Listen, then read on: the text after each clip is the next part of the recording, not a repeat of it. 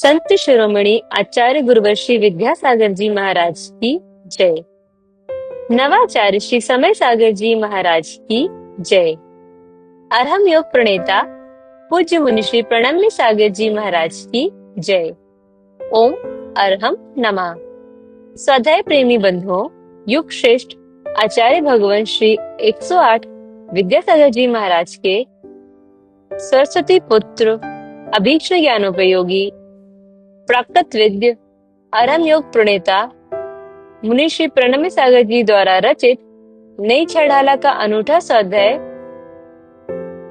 गुरु आशीर्वाद से सतत चल रहा है। हम आशा करते हैं कि ग्राफिक्स और एनिमेशन के साथ आप सभी को यह स्वाध्याय और इसमें दिया गया विषय अच्छे से समझ में आ रहा होगा।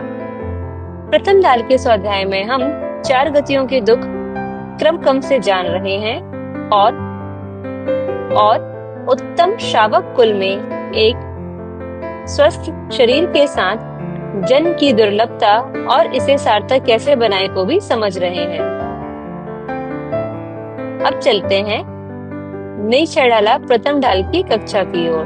पंच परावर्तन के वर्णन में हमने जाना सभी जीव अनादिकाल से अनंत बार पंच परावर्तन करते आए हैं। इस संसार परिभ्रमण के 2 मुख्य कारण हैं, भीतर में मिथ्यात्व भाव और कसाय भाव। आवृत्ति आदि अन्य सभी भाव इन्हीं में अंतर्भूत हो जाते हैं। मन वचन काय की क्रियाएं महत्वपूर्ण नहीं है, भीतर में चल रही भाव प्रणाली महत्वपूर्ण है। हमारे मन में वही आता है जो भीतर भावों में चलता है और भाव कर्मजन्य होते हैं। अनादिकाल से मिथ्यात्व और कसाय भाव जीव से बंधे हुए हैं, जिसके कारण हर आत्मा अनंत जन्म मरण करता है। यह भाव छूटने पर जन्म मरण की संख्या भी अपने आप कम हो जाती है, क्योंकि कारण के अभाव होने पर उससे होने वाले कार्य का भी अभाव हो जाता है। इसमें भी प्रथम मिथ्यात्व भाव छूटता है, उसके छूटने पर कसाएं भी धीरे धीरे मिटती जाती हैं। क्षेत्र परावर्तन में हमने जाना क्षेत्र मतलब स्थान होता है। 343 घन राजु प्रमाण इस लोकाकाश में असंख्यात प्रदेश हैं। इस लोक के हर प्रदेश को एक स्थान कहा जाता है। एक परमाणु बराबर स्थान एक प्रदेश कहलाता है। इस लोक के अंदर ऐसा कोई भी स्थान नहीं है जहां इस जीव ने जन्म और मरण ना किया हो। पंचेंद्रिय जीव लोक के सभी प्रदेशों पर जन्म मरण करने में समर्थ नहीं हो सकता। लोक के एक एक पॉइंट पर जन्म मरण सूक्ष्म निगो जीवों के माध्यम से होता है। क्षेत्र परिवर्तन 2 प्रकार का होता है, स्वक्षेत्र परावर्तन और परक्षेत्र परावर्तन। सबसे छोटी अवगाहना सूक्ष्म निगोद्य जीव से शुरू करके अवगाहना बढ़ाते बढ़ाते 1000 योजन लंबे महामत्स्य की बड़ी अवगाहना तक के सभी शरीरों में उत्पन्न होना और मरण होना, फिर वापस जहां से शुरू किया उसी क्षेत्र में उत्पन्न होना स्वक्षेत्र परावर्तन है। और लोक के एक एक प्रदेश पर उत्पन्न होते जाना, मरण को प्राप्त करते जाना पर क्षेत्र परावर्तन है। जहाँ सिद्ध भगवान है वहाँ के भी प्रदेशों को छूना है। वह एकेंद्रीय जीव ही छू पाएंगे, हम नहीं। लेकिन हम भी निगोद में रहकर हर स्थान पर जन्म और मरण कर चुके हैं। कोई भी ऐसा स्थान नहीं जहाँ पर हर जीव ने अनंत काल में किसी न किसी इंद्रिय के रूप में जन्म और मरण ना किया हो। घनांगुल के असंख्यातवें भाग की अवगाहना सबसे छोटी अवगाहना होती है, जो सूक्ष्म निगोदिया जीव की होती है।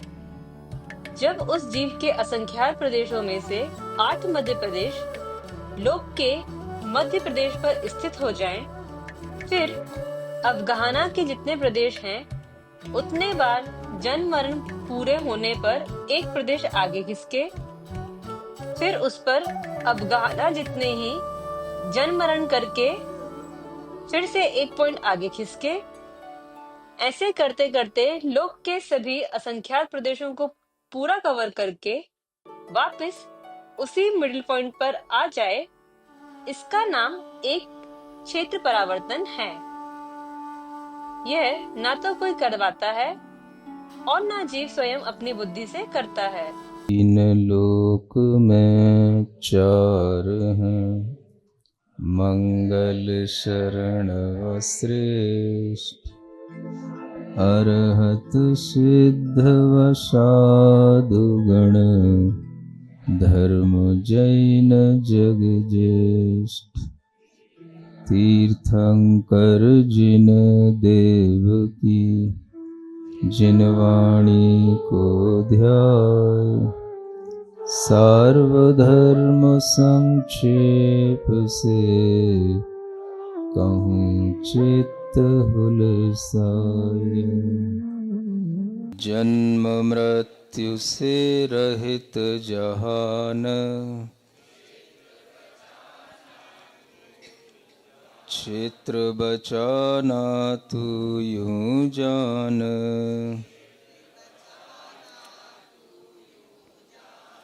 सभी काल के समय अतीव,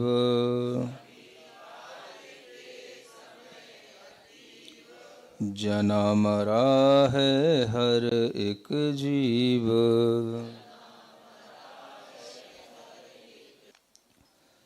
पंच परावर्तन का एक छोटा सा वर्णन यहाँ पर इन छंदों में किया जा रहा है।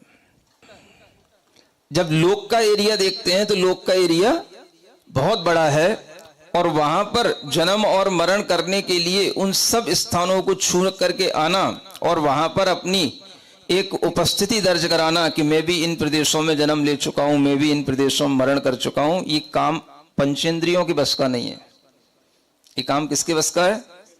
एक इंद्रियों के बस का है। सुन रहे हो ना? ये भी एक मैच है। कहां तक छूना, कितने कितने स्थानों पर हम छू करके आ जाएं, कितने कितने स्थानों पर हमारा जन्म मरण संभावित हो जाए। तो इस रेस में भी जब हम देखेंगे तो इस रेस में भी आप लोग पीछे रहेंगे। आगे कौन मिलेगा? एक इंद्रिय जीव आगे मिलेंगे, क्योंकि आपकी क्षमताएं उतनी नहीं है कि हर स्थान पर जन्म और मरण कर सको। तो लोक इतना बड़ा है कि हर स्थान पर जन्म मरण करने वाला जो एक इंद्रिय जीव होगा वो ये ना समझना कि वो अलग है और हम अलग हैं। जब हमारे लिए कहा जाता है कि क्षेत्र परिवर्तन भी हम इतने कर चुके हैं कि हम सभी स्थान पर जन्म और मरण कर चुके हैं, तो इसका मतलब है कि हम भी सभी क्षेत्रों को छू चुके हैं, हम भी पूरा मैच खेल चुके हैं। समझ में आ रहा है? कोई भी ऐसा स्थान नहीं बचा जहां पर हर जीव ने इस अनंत काल में जन्म और मरण न किया हो किसी ना किसी इंद्रिय के जीव के रूप के साथ। कोई भी एक इंद्रिय वाला बने, दो इंद्रिय वाला बने, सब गिनती में आएगा, लेकिन जो मुख्य स्थान है, बहुत ज्यादा स्थान है, वो एक इंद्रिय जीवों से ही कवर्ड होगा। तो जीव का जन्म और मरण जो लोकाकाश के प्रदेशों पर होना है, उसी को गिनना और उसी को जो है क्षेत्र परिवर्तन के रूप में देखना कि जिन प्रदेशों से यह शुरू किया गया उन प्रदेशों पर पुनः उपस्थित होकर के जन्म मरण की प्रक्रिया करना, यह क्षेत्र परावर्तन के नाम से जाना जाता है। और कभी कभी शुरू करने के लिए इस प्रक्रिया को लोक के बिल्कुल मध्य प्रदेशों से शुरू करते हैं। मध्य प्रदेश का मतलब एमपी नहीं, लोक जो बना हुआ है उसके बिल्कुल मिडिल में जो पॉइंट हैं, उसी पर उस जीव के पॉइंट्स 8 अपने भी मिडिल पॉइंट होते हैं। पूरे असंख्यात प्रदेशों के 8 मध्य प्रदेश होते हैं। तो लोक के मध्य प्रदेश और अपने जीव के मध्य प्रदेश एक साथ स्थित हो जाएं और वहां से इस खेल को शुरू करना है। फिर एक एक प्रदेश की अवगाहना बढ़ते बढ़ते उसको टच करते करते, और शुरुआत ऐसे होना है कि जैसे जिस मध्य प्रदेश पर आपने 8 अपने मध्य प्रदेशों को स्थित करके जन्म लिया और उसमें जितना आपने घनांगुल का असंख्यातवां भाग जो आपने उस मध्य प्रदेश पर अपनी अवगाहना के साथ में घेरा, पहले उसी स्थान पर आपको उतनी ही बार, जितनी अवगाहना के प्रदेश हैं असंख्यात, उतनी बार वहीं पर जन्म लेना है, मरण करना है। जब वो आपकी अवगाहना के जितने प्रदेश थे उतने पूरे हो जाएंगे, तब एक प्रदेश आगे खिसकना, फिर उस पर जन्म लेना, मरण करना, फिर एक प्रदेश आगे खिसकना, फिर उस पर जन्म लेना, मरण करना, फिर एक प्रदेश आगे खिसकना, उस पर जन्म लेना, मरण करना। ऐसे करते करते लोक में जो असंख्यात प्रदेश है उन सबको पूरा कवर कर देना। इसका नाम एक क्षेत्र परावर्तन है। जब वो पूरा हो जाए फिर उसी मिडिल पॉइंट पर आ जाना, फिर उसी मध्य प्रदेश में आ जाना। सुन रहे हो? कौन करता है, कौन करवाता है? करवाता तो कोई नहीं है, और करने वाला भी जीव स्वयं अपनी बुद्धि से कुछ नहीं करता है। ये खेल इतना हो चुका है कि कोई भी पॉइंट बचा नहीं, और हर जीव इस तरह का पूरा एरिया कवर कर चुका है, और फिर से वहीं से शुरू भी करे और फिर से वो पूरा कर ले और फिर शुरू करे, तो इस तरह के परावर्तन भी वह कई बार कर चुका है। इसका नाम क्या है? क्षेत्र परावर्तन। ये बताने का प्रयोजन क्या? ये बताने का प्रयोजन क्या? ये बताने का प्रयोजन यह है कि किसी भी क्षेत्र पर आपका उपस्थिति का अभाव नहीं है। सुन रहे हो? इसलिए एक ही क्षेत्र से चिपकने की जरूरत नहीं है कि हम नोएडा के हैं तो हम नोएडा में ही चिपके रहेंगे, हम यूपी के हैं तो हम यूपी में ही चिपके रहेंगे। ये चिपकन को छोड़ने का नाम ही कसाय को छोड़ना है, और चिपकन के साथ अपने को जोड़ना ही कसाय से जुड़ना है। सुन रहे हो ना? ये चिपकन जो हमें अपने क्षेत्र से, अपने प्रदेश से, अपने नगर से, अपनी कॉलोनी से हो जाती है, ये तब छूटती है जब हम क्षेत्र परावर्तन को दृष्टिगोचर करते हैं। तब हमें समझ में आता है भाई कहां जन्म लेना और कहां मरना। आदमी कहां जन्म लेता है, जन्म लेने के बाद में भी उस जन्म वाले लेने के स्थान पर दोबारा पहुंचे कोई जरूरी नहीं होता है। क्या सुन रहे हो? आचार्य महाराज ने कहां जन्म लिया था, और जन्म लेने वाले स्थान पर वो फिर दोबारा कभी पहुंचे ही नहीं। समझ में आ रहा है? तो इतना बड़े इस लोक में किसी भी क्षेत्र से चिपकने की कोई जरूरत नहीं। कई लोगों का ऐसा मन होता है कि सब अपने जन्म क्षेत्र पर ही किया जाएगा। समझ आ रहा है? तो क्षेत्र से चिपकने का नाम भी जो है क्षेत्र परावर्तन को नहीं समझना और अपनी कसाई से बंधना। जब आप क्षेत्र परावर्तन को देखेंगे तो आपको लगेगा किसी भी क्षेत्र से हमें चिपकने की कोई आवश्यकता नहीं है, और जो चिपकाता है उसका नाम है कसाय। आप सोचो, आप केवल यहां रह रहे हो इसलिए आपको लग रहा है हम यहां के वासी हैं। आपका घर यहां से 4 किलोमीटर दूर है, मान के चलो। देखना, एक आदमी की मेंटेलिटी बता रहा हूं आपको। आपको यहां से 4 किलोमीटर दूर घर है, अभी वहां पर मान लो मंदिर नहीं बना, अभी वहां पर आपकी अपनी कोई एक सोसाइटी नहीं बनी, तब तक क्या है? तब तक हम इसी सेक्टर 50 के। सुन रहे हो ना? आदमी कितने रूप बदलता है, गिरगिट भी कम बदलता होगा। अब कभी भविष्य में जिस 4 किलोमीटर दूर आप रह रहे हो वहां पर 10 लोगों ने मिलकर के या 20 लोगों ने मिलकर के एक नया मंदिर खड़ा कर दिया, और उन्होंने अपनी एक नई ट्रस्ट बना ली, और उन्होंने अपना एक नई मंदिर की रूपरेखा रख दी। इस सेक्टर का अब ये मंदिर है, इस कॉलोनी के इतने मेंबर हैं, और ये मेंबर ही इस मंदिर के प्रमुख लोग हैं। तो अब उनका जुड़ाव कहां हो गया? बस अब उस सेक्टर में हो गया जो 4 किलोमीटर दूर था। अब वही उनका अपना क्षेत्र हो गया। सुन रहे हो? अभी तक जब तक वहां मंदिर नहीं बना था, जब तक हमने अपनी वहां पर एक मेंबरशिप के रूप में अलग से कोई अपनी ट्रस्ट नहीं बनाई थी, तब तक महाराज का चतुर्मास 50 में हो जाए अच्छा लगेगा। सुन रहे हो? अब नहीं।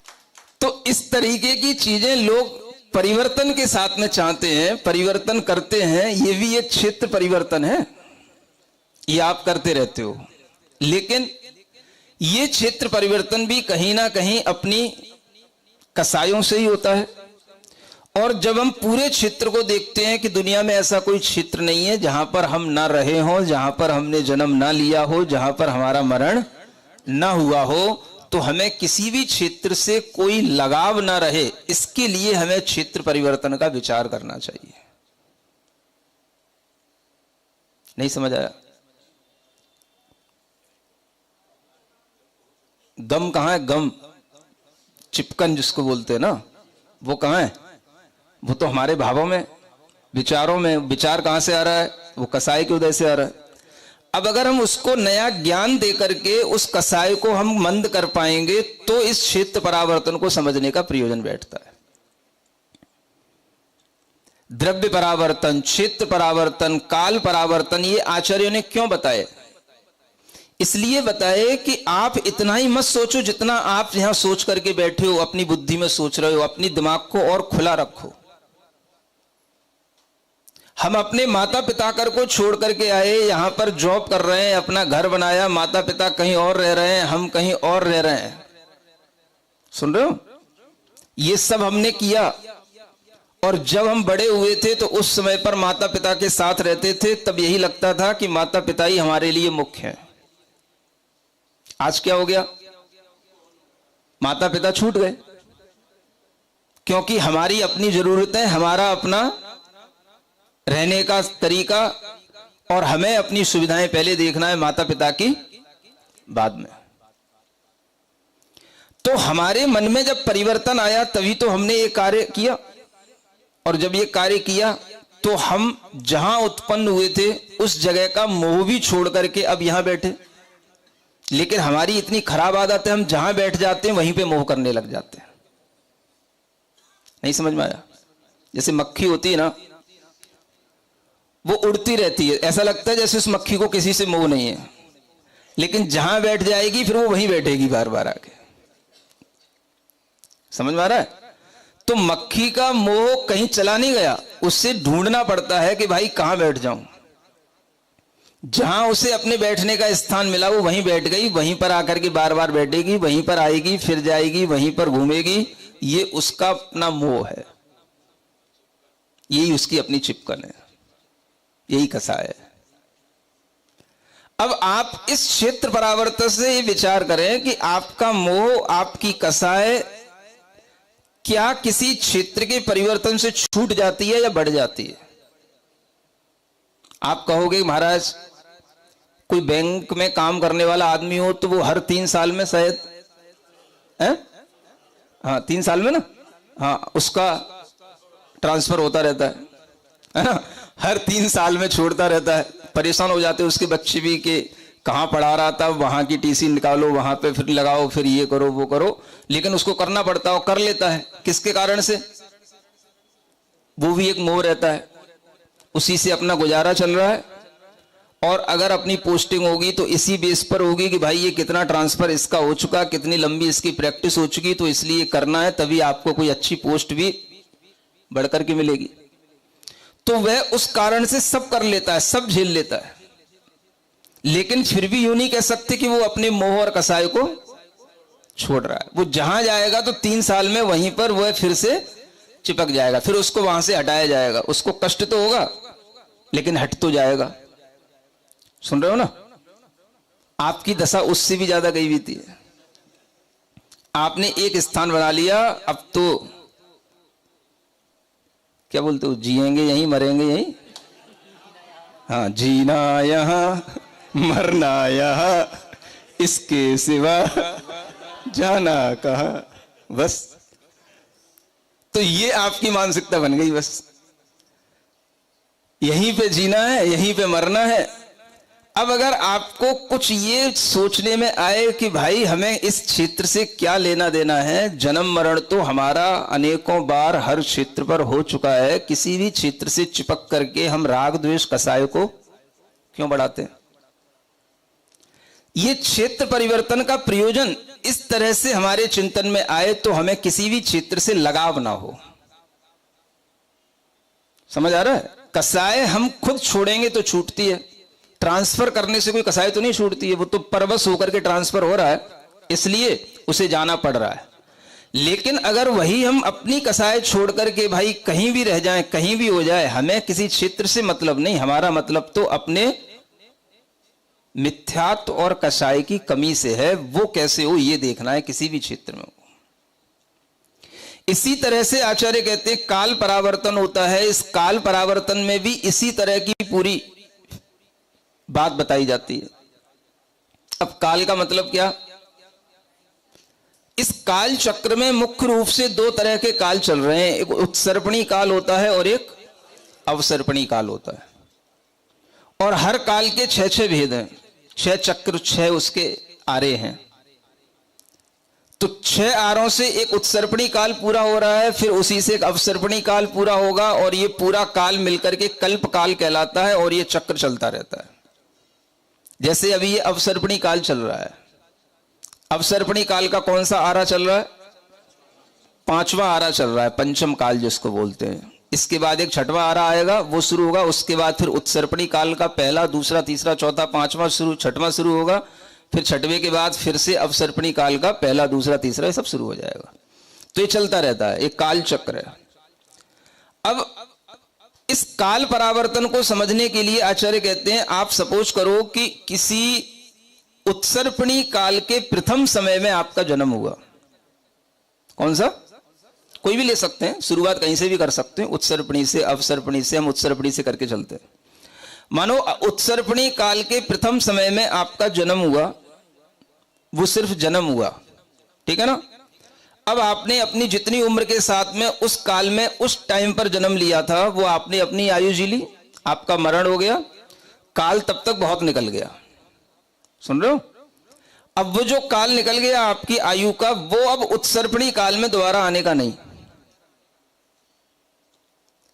अब वो पूरा उत्सर्पणी काल आप गुजारो, अवसर्पणी काल गुजारो, और फिर से जब उत्सर्पणी काल आए, तब उसी उत्सर्पणी काल का जो दूसरा समय है, उस दूसरे समय पर आपका जन्म होना चाहिए। सुन रहे हो? इन 5 परावर्तनों में अगर कोई सिंपली, अगर आप किसी चीज को, कौन से परावर्तन को समझ सकोगे, तो वो काल परावर्तन आपकी समझ में आएगा, है ना। अब आप दूसरे समय पर फिर से उसी उत्सर्पणी काल के दूसरे समय पर आपका जन्म हुआ। जब आपका जन्म हुआ तो वो काउंट हुआ, ये दूसरा समय हो गया। समझ आ रहा है? अब फिर आपने पूरा अपना जीवन जिया, मृत्यु हुई, उसके बाद में अब जो भी आपके जन्म मरण होते रहेंगे वो काउंट नहीं करिए जाएंगे इस काल परावर्तन में। क्या हुआ? फिर से पूरा उत्सर्पणी निकल जाए, अवसर्पणी निकल जाए, बाई चांस की बात ही होगी कि आप उस उत्सर्पणी काल के तीसरे समय पर जन्म ले रहे हो। नहीं तो हो सकता है आप कोई जीवन कहीं और जी रहे हो, 4 गतियों में कहीं और जी रहे हो, तो वो भी उत्सर्पणी काल निकल जाएगा, फिर वो नहीं गिना जाएगा। तो वो पॉइंट काउंट किया जाएगा जब आप फिर से तीसरी बार उस उत्सर्पणी काल के तीसरे समय में जन्म लें। ऐसे ही चौथे समय में जन्म हो, फिर 5वें समय में हो, और ऐसा जन्म होते होते कितने, जितने समय एक उत्सर्पणी काल में होते हैं, उन सभी समयों में आपका जन्म हो जाए, है ना। इन समयों को मिलने से ही सब ये सेकंड, महीने, वर्ष सब बनेंगे। और इन सब के जो सबसे सूक्ष्म पार्ट है, टाइम का सबसे सूक्ष्म यूनिट है, वो समय है।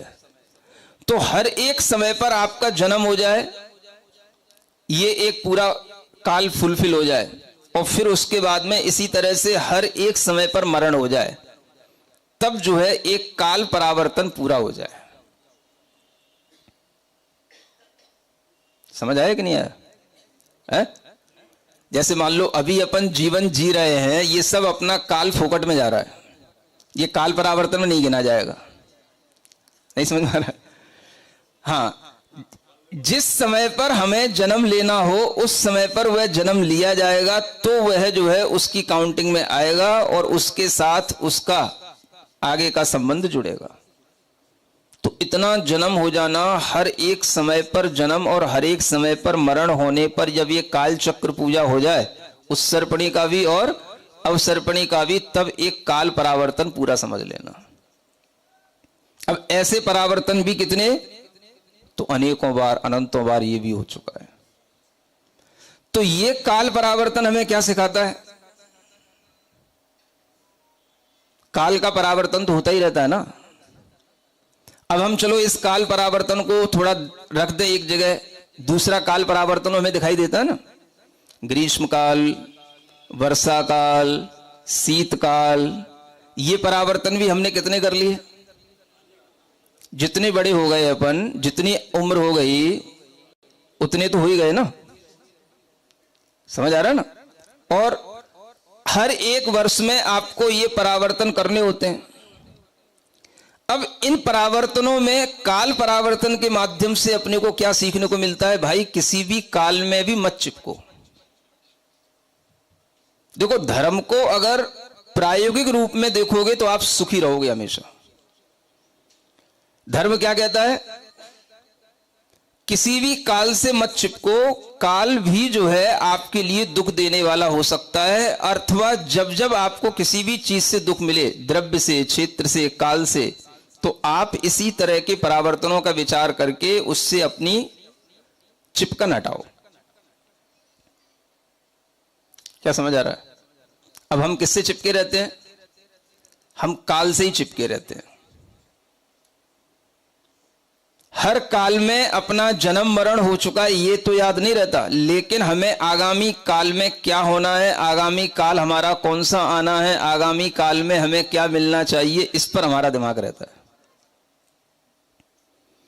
नहीं समझ आया? हम किससे चिपक रहे हैं?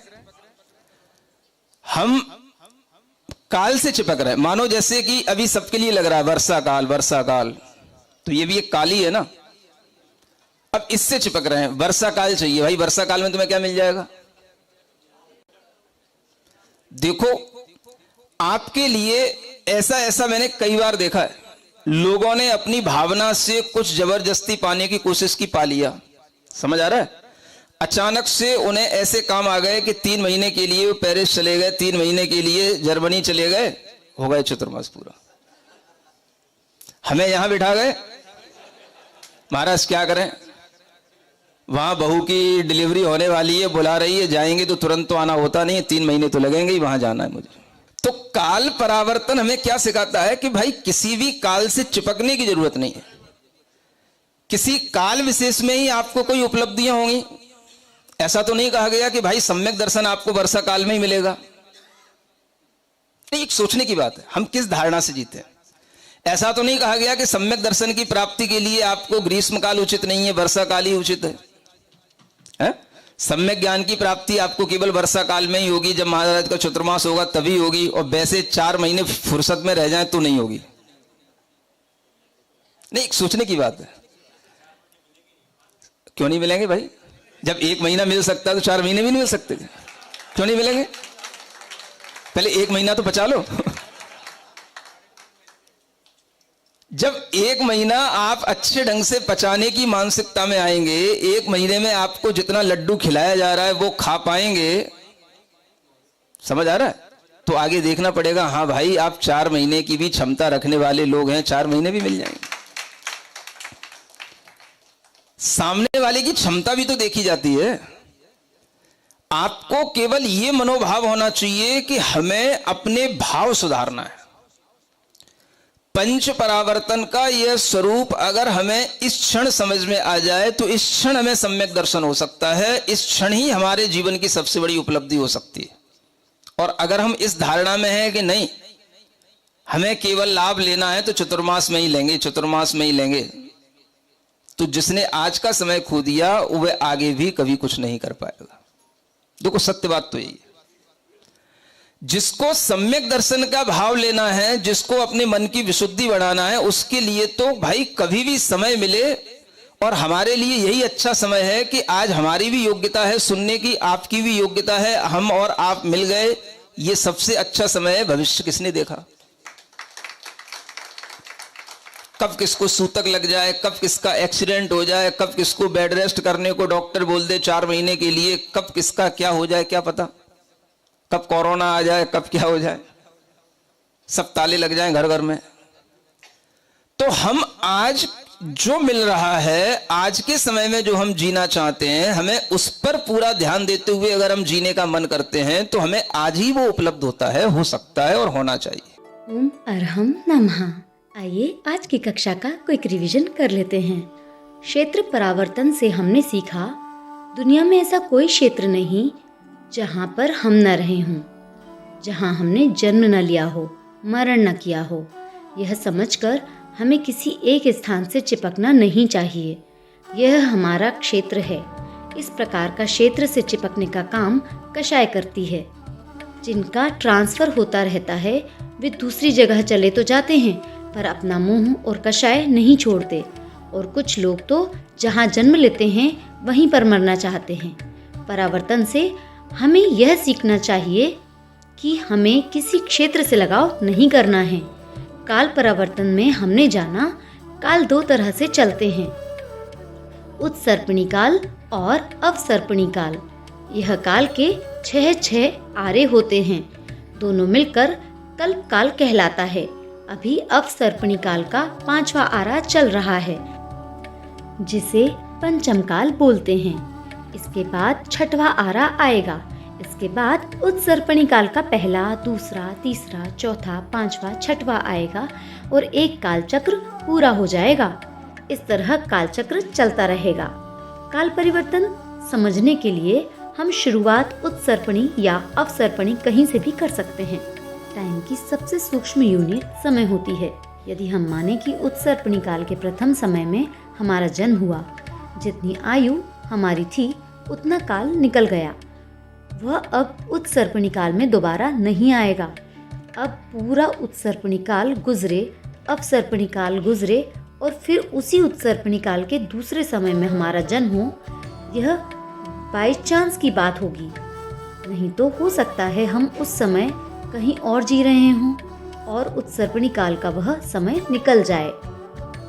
जिस समय पर हमें जन्म लेना हो उस समय पर हो, तभी वह गिना जाएगा। ऐसे ही तीसरे समय में जन्म हो, फिर चौथे समय में, फिर 5वें समय में हो। ऐसे होते होते दोनों कालों के सभी समयों में हमारा जन्म मरण हो जाए, तब एक काल परावर्तन पूरा होगा। ऐसे परावर्तन भी हमारे अनंत बार हो चुके हैं। इससे अन्य भी, अगर हम हर वर्ष ग्रीष्म काल, वर्षा काल, शीतकाल का परावर्तन देखते हैं, इससे हमें यह सीखना है कि हम किसी भी काल से चिपके नहीं हैं। कुछ उपलब्धि होना हो तो वह किसी भी काल में हो सकती है। धर्म को प्रायोगिक रूप में देखेंगे तो हमेशा सुखी रहेंगे। हमें जब भी किसी द्रव्य, क्षेत्र या काल से दुख मिले तो इसी तरह के परावर्तनों का विचार करके उससे अपनी चिपकन हटाएं। तो चलिए अब हम जिनवाणी स्तुति करते हैं। तत्पश्चात समय होगा आज के सवाल का।